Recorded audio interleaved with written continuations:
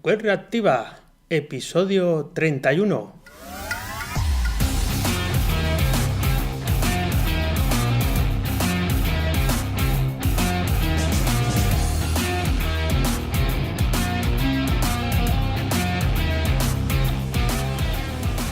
¿Vives con JavaScript a diario? ¿Usas jQuery o jQuery, como lo llamamos aquí, a menudo? ¿Te has planteado ya si esta mítica librería está finita, está caput? Sí que hay alternativas. ¿Por qué seguimos usándola? Bienvenidas todas y bienvenidos todos a Web Reactiva, el podcast de desarrollo y programación web, recursos y reflexiones sobre todo lo relacionado con la creación de páginas y aplicaciones web. Si tienes ganas de aprender cosas nuevas, este es tu espacio, porque la tecnología es necesaria, pero las personas somos lo importante, y siempre lo somos. Mi nombre es Dani, soy programador web freelance y puedes encontrarme en danielprimo.io. Para cualquier duda, consulta o sugerencia, podéis escribirme en el formulario que aparece en www.danielprimo.io/contacto. Comenzamos este episodio 31 del 17 de abril de 2018. Y es que la primavera ya ha llegado, hoy hace mucho mejor tiempo, y a mí por lo menos me está trayendo bastantes dolores de cabeza. Me estoy acordando yo de ese articulillo que escribí hace unas semanas con 5 consejos para cambiar tu vida como freelance, ¿no? Los estoy volviendo a releer porque con esta situación a veces de trabajo hay que recordarlo. Pero la verdad es que estos medios que voy creando, ¿no?, para comunicarme con vosotros de una forma más directa que el blog, me están viniendo también muy bien, porque, bueno, pues hasta cierto punto me sirven de desahogo, ¿no? Como vimos en la newsletter que envié este domingo, no, sino la anterior.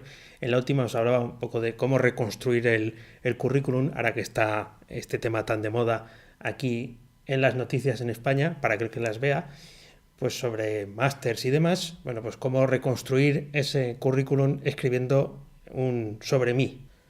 Pero escribir un acerca de, un sobre mí, un quién soy, te va a venir muy bien. Ahí lo contaba en la newsletter, ya sabéis que os podéis suscribir y participar de este grupo selecto en danielprimo.io/selecta. De momento ya se está consolidando, como todos los domingos, os mando unos pensamientos, unas reflexiones y alguna cosa práctica también. Estoy teniendo un feedback muy rico, también como el de este podcast, más cercano, y bueno, pues es toda una experiencia para mí, porque tampoco había tenido nunca una newsletter ni nada por el estilo, y bueno, me estáis dando un feedback muy, muy potente y os agradezco mucho que participéis, que os toméis la molestia de abrir un correo que va a hablar de algo relacionado con el trabajo los domingos por la mañana, o los domingos por la tarde, me da igual. Así que muchas gracias. También contaros que estoy preparando cosas en torno a la mentorización.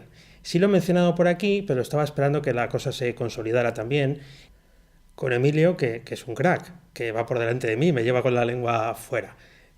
Dentro de poco pues vamos a publicar un diario para que, bueno, pues podáis ser partícipes de ese proceso de mentorización. Él quería aprender a programar, quería saber cómo orientarse y eso es lo que estamos haciendo los dos, porque al final, ya le dije, digo que el aprendizaje también era incluso más para mí, cómo guiar a alguien sobre una tecnología sobre la que a lo mejor no dominas tanto, pero para llegar a un punto final. Así que en breve, como ya él va a toda prisa y a este paso pues va a acabar mucho antes de lo que habíamos establecido, así que vamos a darle visibilidad a ese trabajo que hacemos, que justo además estoy trabajando en una plataforma desacoplada. Ya me he puesto yo también las pilas con este tema y bueno, estoy ahí jugando con Directus, con Nuxt, con algunas cosas que para mí son nuevas para ver qué soy capaz de montar. Y nada, que sepáis que el episodio de hoy, el que empieza ahora nuestro tema principal, es culpa vuestra.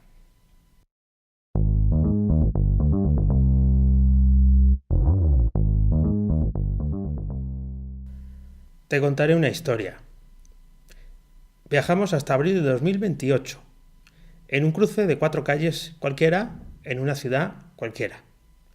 Solo se escucha el murmullo de las conversaciones. Parece como si hubiera nevado, porque nada más se escucha. La gente va y viene con sus prendas de colores limpios, tonos pastel y mucho cuadro y rejilla, que esta temporada está de moda. Los coches pasan, con ese movimiento rígido que tienen los vehículos autónomos, donde cada movimiento de rueda parece premeditado. Respetan los semáforos, que ya solo existen para seguridad de los peatones. ¿Quién se acuerda ahora de aquellas calles autorreguladas donde los coches iban a parar solos? Menudo fracaso. Se escucha un rugido a lo lejos, parece un trueno.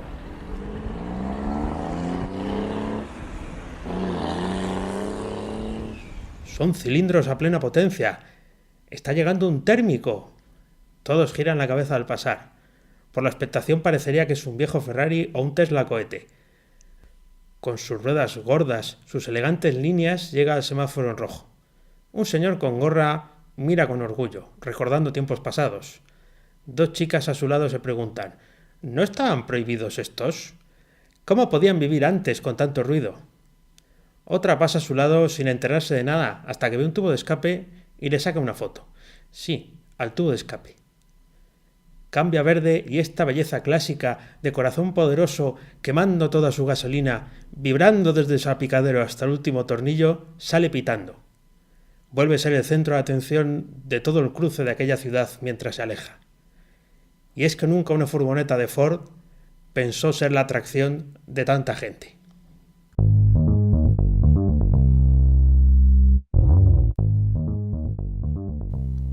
¿Y qué tiene que ver toda esta historia de la furgoneta Ford Tourneo o Tránsito, alguna de esas, con el tema del día?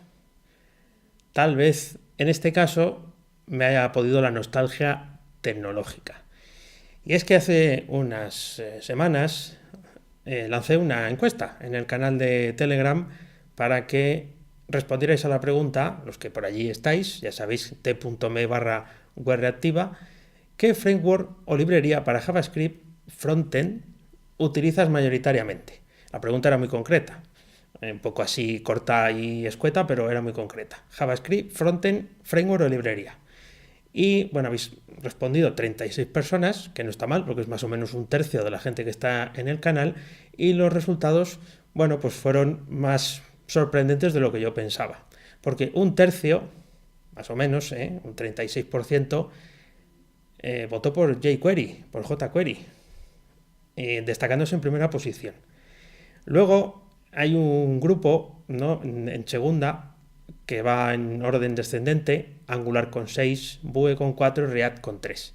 Es verdad que son cifras muy pequeñas, pero es cierto que se marca una tendencia y la podemos ver claramente. Sigue habiendo una mayoría que utilizamos jQuery. Es cierto que no hay que dejar de lado que el 17%, que 6 personas, dijeron que no trabajaban con JavaScript, que también hay que tenerlo en cuenta para que seamos capaces de ver que más allá de nuestro pequeño mundo siguen existiendo otras cosas perfectamente válidas. Y también agradecerles que escuchen el podcast, porque eso quiere decir que a lo mejor no están todos los días trabajando con web. 3 personas reconocieron trabajar con Vanilla JavaScript, o sea, sin ningún framework, con el JavaScript del navegador a pelo.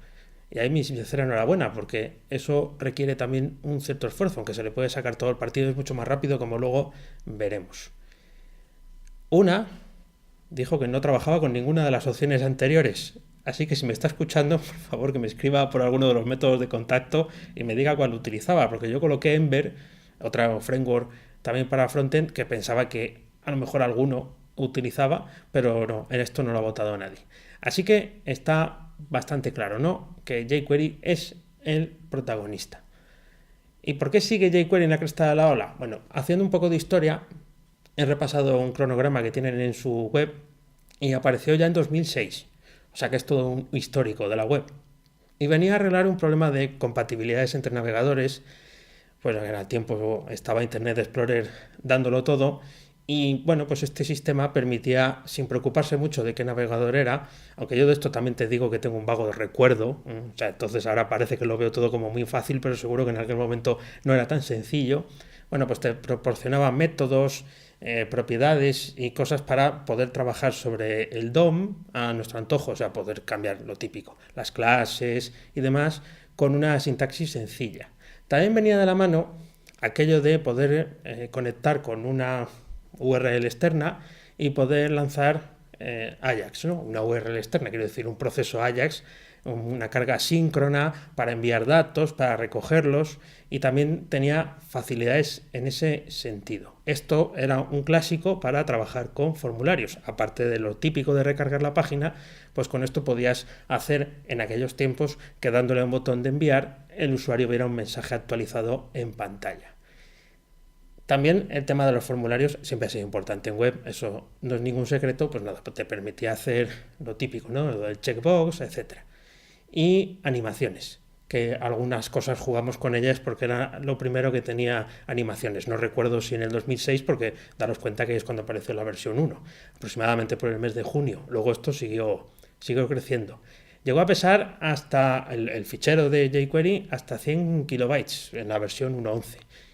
Y ahora vamos por la 3.3.1. Eso que me lío. Y bueno, quiere decir que la cosa sigue avanzando y siguen quitando funciones obsoletas y siguen, bueno, pues intentando reducir el tamaño. Vamos, la comunidad sigue muy activa. Y es que es la librería, de largo, la librería más usada de Internet. He visto que el 93% de los sitios web que utilizan JavaScript, según W3Tex, tienen esta librería cargada. El 93 o el 96, no recuerdo ahora mismo la cifra, pero sé que era esa la cantidad, o sea que es un estándar de facto y seguro que si has hecho web en algún momento te has cruzado con esto. ¿Por qué? Porque hay montañas de código, librería, de plugins, de preguntas y respuestas, de posts en blogs, de podcasts, de vídeos, de todo, infinidad de material para saber manejarlo, para aprender a utilizarlo o para, en el caso en el que estamos ya después de tantos años con esta tecnología, para ser capaces de, bueno, pues sacarle el partido o corregir un problema concreto.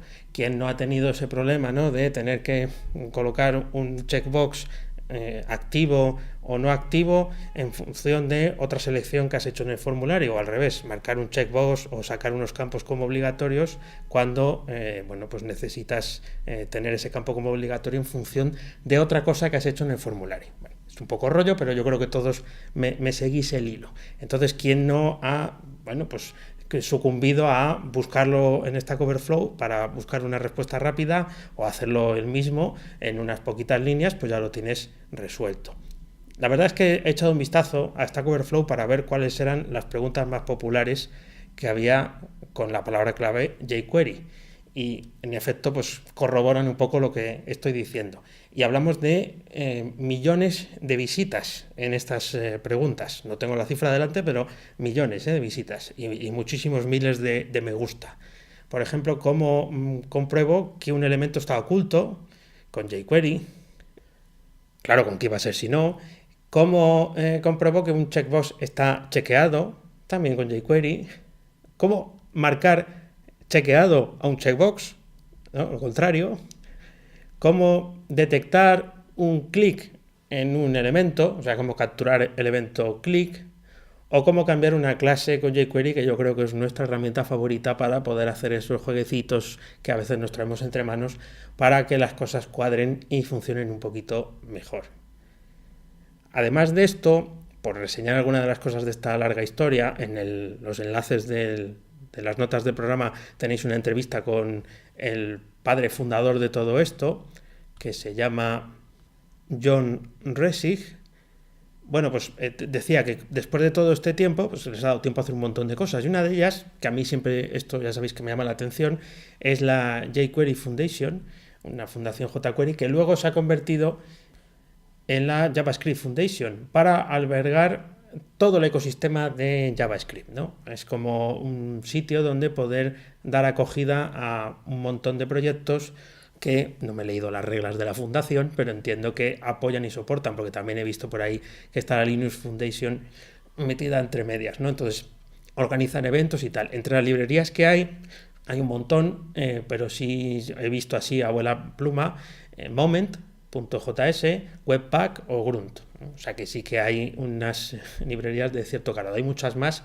La verdad es que el ecosistema de JavaScript es tan grande, tan enorme, tan gigantesco, que lo mismo hay más de una fundación dedicada solamente a la propagación de esto. También está Hospital Run, que es una librería, más que una librería, una plataforma para entidades sin ánimo de lucro para gestionar un hospital, y de la que hablé en el episodio 1 de este podcast, y que además el frontend está hecho en Ember. Aquí ya me he recordado todo eso del tirón.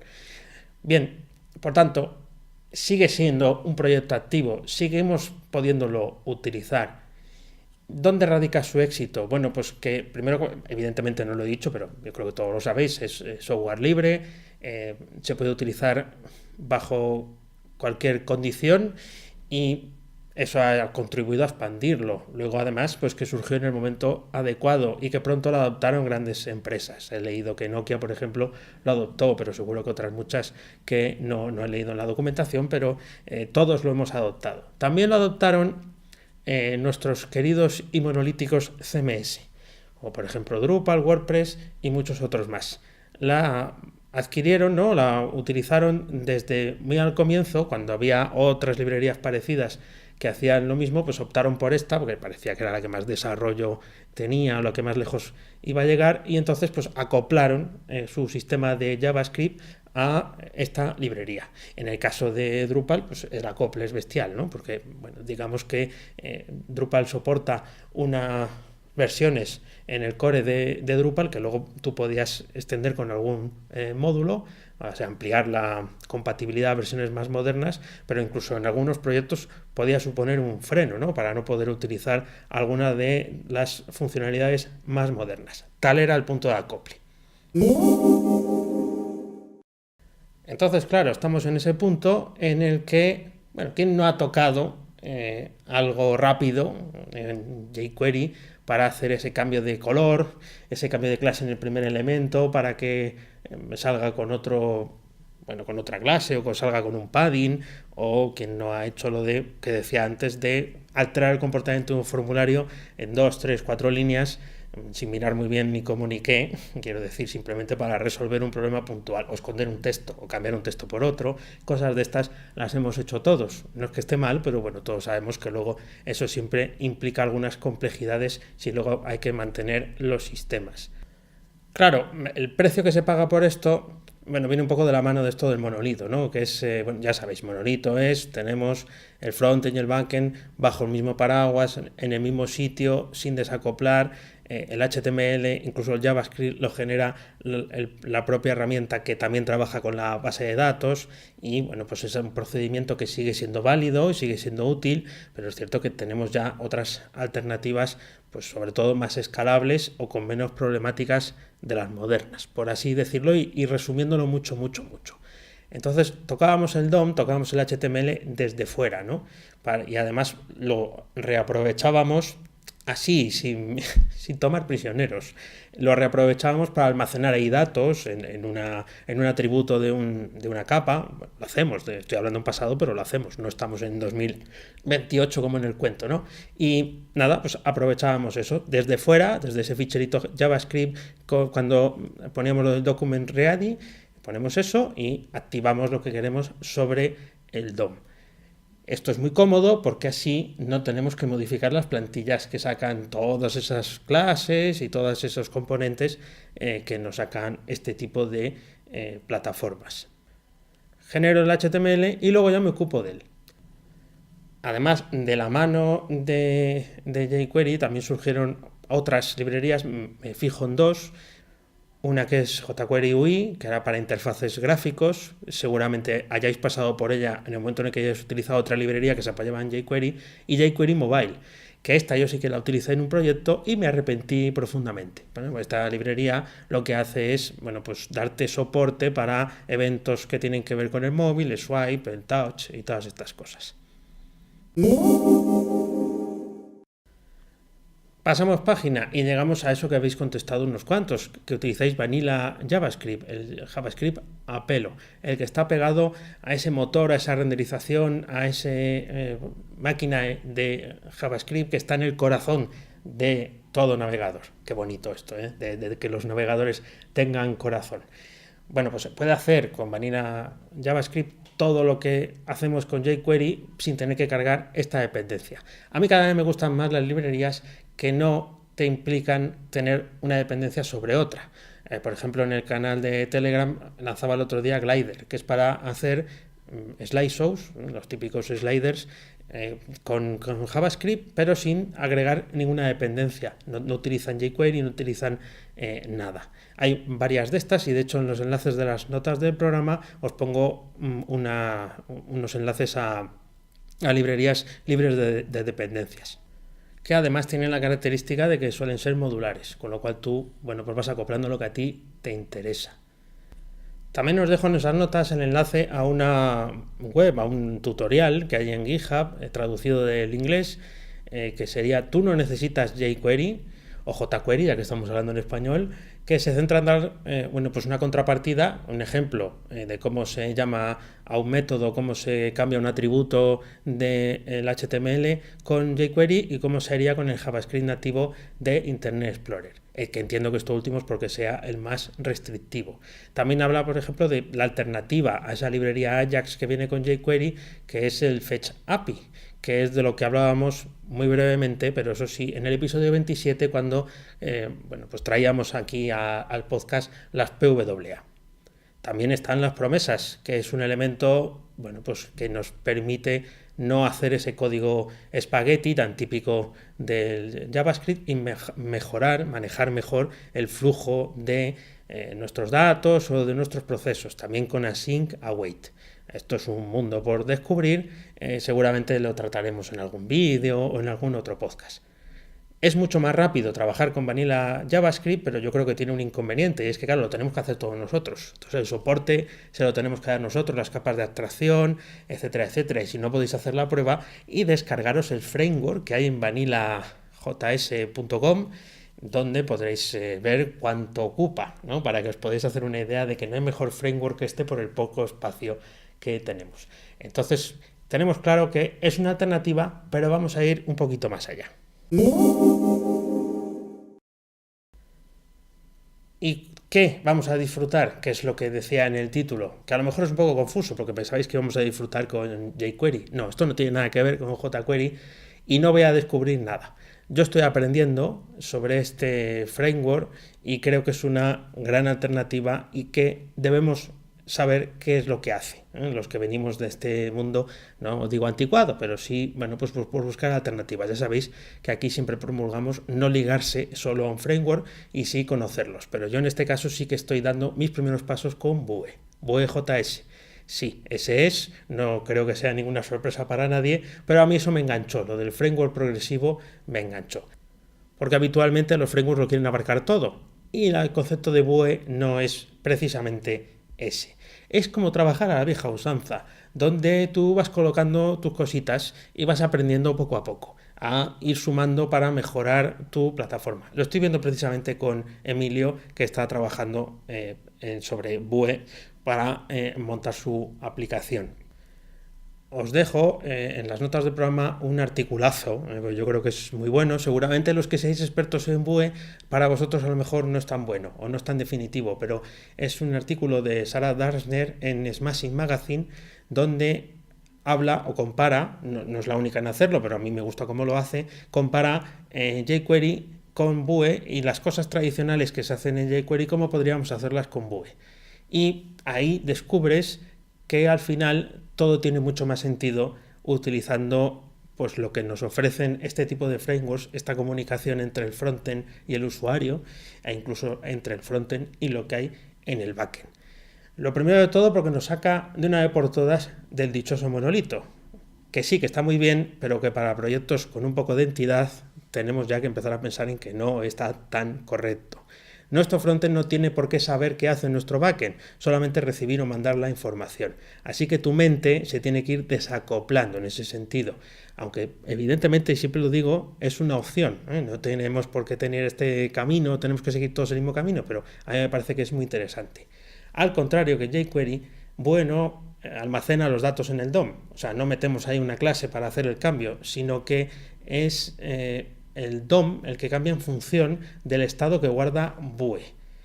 Entonces, con esto quiere decir que es mucho más fácil darle seguimiento, por ejemplo, en la fase de desarrollo, ¿no?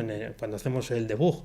Hay una extensión, Vue DevTools, que si la instalas, pues podrás ver en tiempo real qué es lo que pasa en tu frontend.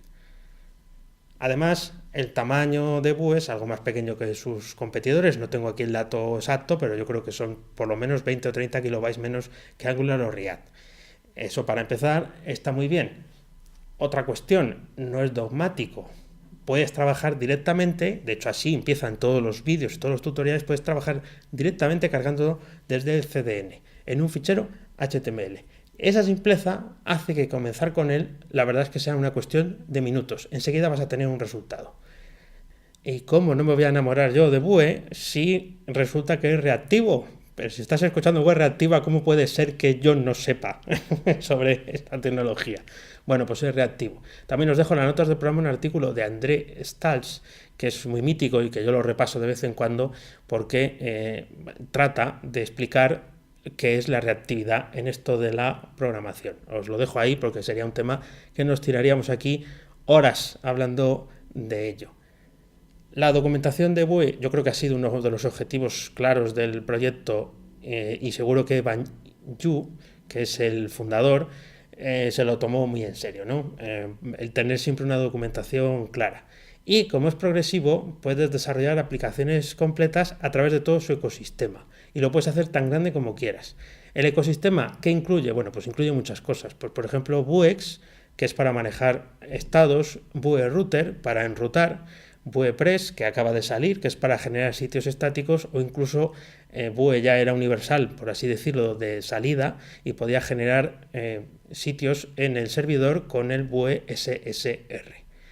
Además también incluimos un ejecutor en línea de comandos que según lo que he leído es el más cómodo de todos los que hay porque ya tiene plantillas incluidas para que tú generes el proyecto tirando de esas plantillas, ¿no? Y te deja elegir, por ejemplo, qué framework de CSS quieres utilizar, si quieres utilizar alguno, o ya lanzar un proyecto donde podemos tener Webpack para arrancar con él y tener esa dependencia de entrada.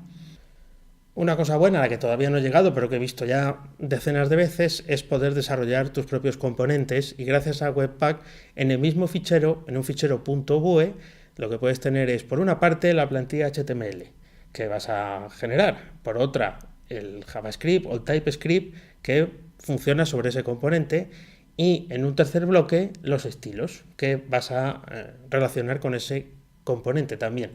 Y de eso se va a encargar Webpack, de ponerlo todo en orden, pero esto es francamente cómodo. Seguramente si eres muy estricto querrás separarlo, pero también piensa que el componente es como, bueno, pues la propia palabra lo dice, ¿no? Es como un container donde va todo y así es mucho más fácil de identificar y de cargar desde fuera. Ya os digo que aquí tampoco os voy a dar soluciones completas porque estoy justo en ese punto de enterarme de qué va la fiesta. Así que en seguro próximos episodios volveremos con este tema. Y con las múltiples librerías que seguiré referenciando pues cuando vaya descubriéndolas o probándolas en el canal de Telegram o en el Twitter de Web Reactiva. ¿Tienes un proyecto de software libre y quieres darlo a conocer? Pues corre, escríbenos un mensaje con los datos de tu proyecto a través del formulario de contacto de danielprimo.io y hablaremos pronto.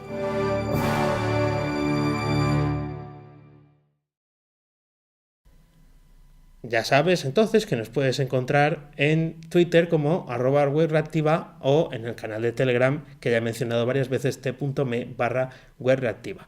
Espero que el capítulo te haya gustado. Si es así, pues nada, compártelo en Twitter y dalo a conocer porque poco a poco, cada día somos más. Gracias una vez más por dedicarme estos minutos de tu tiempo, por poner tus orejas y tus sentidos a la escucha. Espero que hayas disfrutado de este episodio. El próximo no tengo ni idea de qué va a ir, todavía no lo tengo claro, ¿vale? Pero nos escuchamos el martes que viene. ¡Chao!